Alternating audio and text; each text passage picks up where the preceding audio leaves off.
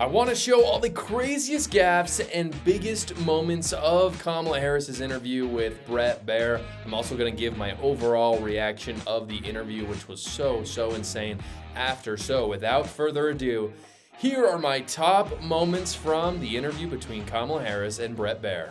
Madam Vice President, it was a policy decision in the early part of your administration. I will let one of the mothers talk about it. Take a listen.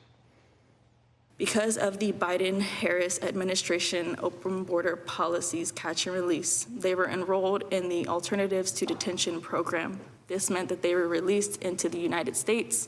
It was not even a full 3 weeks later that they would take my daughter, Jocelyn Nungare's life. I believe the Biden-Harris administration open border policies are responsible for the death of my daughter.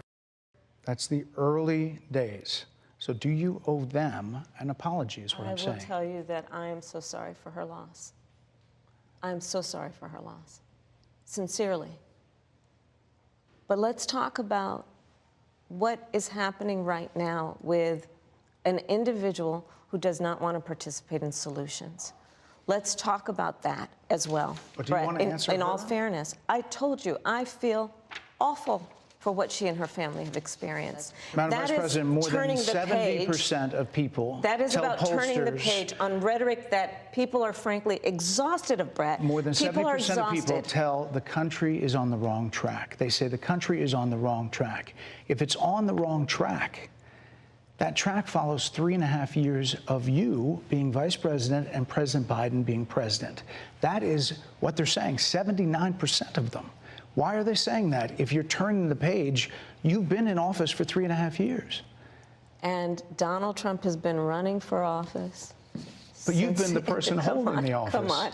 Madam You Vice and I President. both know what I'm talking about. You and I both know what I'm talking about. I actually don't. What are you talking about? What I'm talking about is that over the last decade, but people you're the have lever become. Of power. But Madam Vice President, they're wrapping me very hard here.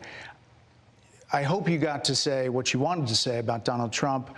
There are a lot of things. There's more to say. I have much more to say. There are a lot of actually. things that people want to learn about you and your policies, Yes. and that's why we invited you I invite everyone here. to go to kamalaharris.com, and you will see that I have 80 pages of policies that are quite comprehensive and should be accessible to anyone who would like to read them. And it includes what I intend to do about affordable housing, what I intend to do about small businesses, what I do And that's why we invited you here, our economy, to see where you were in 2019 and where you are now. So before I give my overall kind of overview and opinion of the interview, because wow, there was so much there, guys, and I'll dive into it, I do want to talk about the partner of this show. Guys, it's fall, and whether you're putting away that summer clothing or trying to get the first decorations out for the new season, there's a product out there called Smart Labels that your future self is going to absolutely love for you getting. Here's how it works. You buy the Smart Labels QR codes on Amazon, you stick them to your storage bins with your decorations, your clothes, what have you.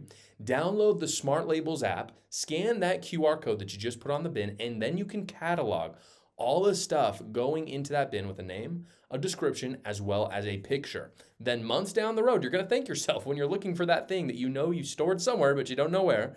Because instead of having to sift through all those bins in your basement or your garage, you can go directly to the app and search, and it will tell you where you put it. Seriously, guys, people are calling it organizing magic. You got to check them out. So if you want to get organized, you need to check out Smart Labels. It's one word. Again, do a search on Amazon for Smart Labels and get started with your Smart Labels today. Kamala Harris's interview with Bret Baier was way better than I thought it was going to be. And when I say better, I don't mean that Kamala Harris did well. What I mean is, as a Trump voter, I am pumped with how bad she did. And seriously, what a bleep show for her. It was really, really bad. You couldn't even believe some of the responses she was giving if you've seen the whole interview. And before I talk about her, I have to talk about Bret Baier because, guys, Bret Baier did fantastic. A lot of us thought this. We thought, okay, well, Kamala Harris, she may not be a very smart person, but in terms of campaigning, you would think she has some smart people behind her. And so you figure, okay, well, if she's going to go on a Fox News show, she's going to go with someone who's a little bit more friendly. That's why she didn't choose Sean Hannity, for instance, right? Because Sean Hannity is going to go in more. And Bret Baier has a history of some good journalistic integrity. He's not quite as opinionated, at least openly, as some of the other Fox News hosts. Fair enough. So she chooses him, and we're thinking there might be some sort of agreement where, he's promised to not talk about certain things I don't think Bret Baier would have given her the questions ahead of time, but maybe it was like, hey, there's got to be some level of niceness in this interview. This is what I thought. This is what I think a lot of conservatives thought. However, he went in. This was not the case. He went in on her, and it was fantastic. He brought graphics. He brought videos. And I don't usually do this, but I would go watch the whole interview. When I've done recaps of like presidential debates in the past, I'm like, don't go watch it, guys. It's 2 hours. You're never going to get back. This one was like 28 minutes. It's on YouTube. It's really good because Bret Baier goes in the entire time and she just can't answer any of it. And by the way, there's a lot of people saying it's actual journalism happening. I just have to say that. It's actual journalism happening. You actually have someone asking difficult questions to a political candidate. And by the way, I want this for everyone. It's not just Kamala Harris. I love people asking Donald Trump hard questions. Why? Because I want my president to actually be a solid person in terms of rhetoric, in terms of who they actually are and what they can do for the country. And the only way we get that is through scrutiny. That's true for me. That's true for everyone, right? And by the way, I have to say this as well. A lot of people on the left are praising Kamala Harris for how brave she was for going and doing an interview like this.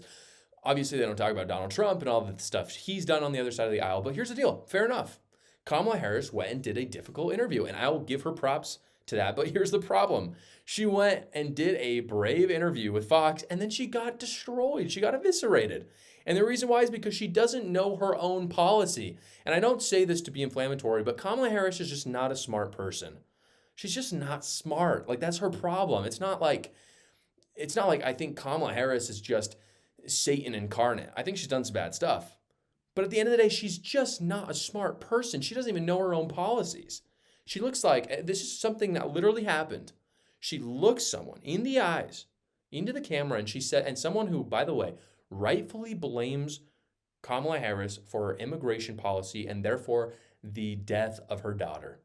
And Kamala Harris looks that person in the eyes and says, I'm really sad for you, but not sorry. Orange Man is bad. That was her whole response. If you see the interview, that's what she said. She said, I am really sorry for you. Seemed like genuine. I don't doubt it. I think Kamala Harris doesn't want people dead. But then she proceeds to say, and it's Donald Trump's fault. And no, I'm not. I'm sad. I'm not actually sorry, because if I was sorry, then I would say my immigration policies were bad and I would go back to what Donald Trump was doing back when we didn't have these murders from people crossing our border. That was literally her response. She's asked why Americans think we're going on the wrong track, and she says it has more to do with the person running for president than the actual president of the United States. Make that make sense.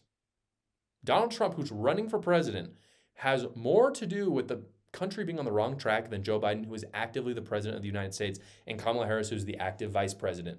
She's so not self-aware.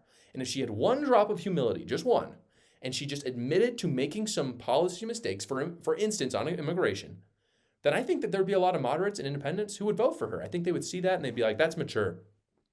Frankly, it's something Donald Trump is mostly unwilling to do, which is a critique I've had of him. So if Kamala Harris takes the moral high ground and says, yeah, I've made decisions in the past that were ill-informed because I was new to this and I want to improve, then I think some independents would jive with that. But she couldn't. She couldn't drop her pride.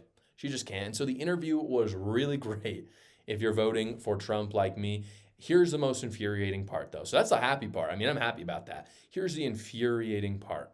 I went to X throughout this interview, but also after, because I wanted to see people's reactions to this. And my feed was filled with pundits and individuals who praised Kamala Harris for the amazing job she did in that interview.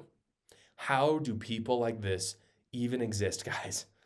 Like, how does this level of dishonesty exist? You'll remember that Donald Trump, when he was in that interview or that debate with Kamala Harris, it was a 3v1, and I talked about how unfair that was, sure, but I also was very critical of Donald Trump. And other credible commentators, conservative commentators, said the same thing. They're like, not a good day for Trump. They're still voting for Trump. I never said I wasn't going to vote for Trump, but I had to be honest and say it wasn't a good day for Donald Trump.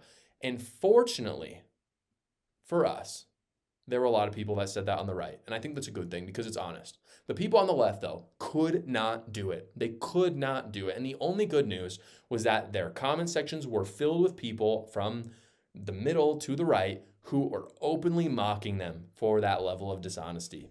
And that mockery is so well deserved. I mean, if you watch that interview with Kamala Harris and you think that she did well, you lose all credibility with me. You do. I just cannot keep you, I can't take you seriously anymore. You're not even worth debating at that point. I love debating people, if you know me. I love debating people on the left. If you look at that interview and you're like, Kamala Harris wiped the floor with Bret Baier, I can't talk to you. You're not a real person. I know that you're lying. That's what it comes down for. And so, again, don't sell your integrity. Just tell the truth. You could even say, bad day for Kamala Harris, I'm voting for her. I'm not going to understand that. I don't really know why you would vote for Kamala Harris, but at least you can keep your integrity that way. But it was mind-boggling to see how everyone on the left, they have no honesty, no integrity anymore. It's really sad. And they've sold their souls. They've sold their souls to the left. Fortunately, there were literally thousands of people openly mocking them, so that gives me a lot of hope for this country. This was a massive miscalculation by the Harris campaign doing this interview. I don't know why they would have done this interview. I know why, and it's because they're falling behind in the polls, and so they're trying to make fetch happen, as Ben Shapiro says, and because they're the brat summer. I mean, this is the Mean Girls. That's their whole campaign. That's what they're trying to do, is be the brat summer, which is now apparently the brat fall. And it's a huge miscalculation. It hasn't worked. And I don't know why they would have done something like this. They're falling behind in the polls. And then they're doing things that make them fall behind even more in the polls. And it's going to keep happening, especially if they do interviews like this. But as I said, no one serious watched that and now wants to vote for Kamala Harris. Either she just killed her own turnout, or she even maybe dissuaded a few people who are going to vote for her, who now might vote for Donald Trump. I think it's more the first one, where people watch that who are going to vote for her and they're like, if I'm sick on election day, I'm probably not going to go to vote. And that's great news if your name is Donald Trump. Thank you so much for watching, everybody. Please go down below, comment, like, and subscribe, and watch another video.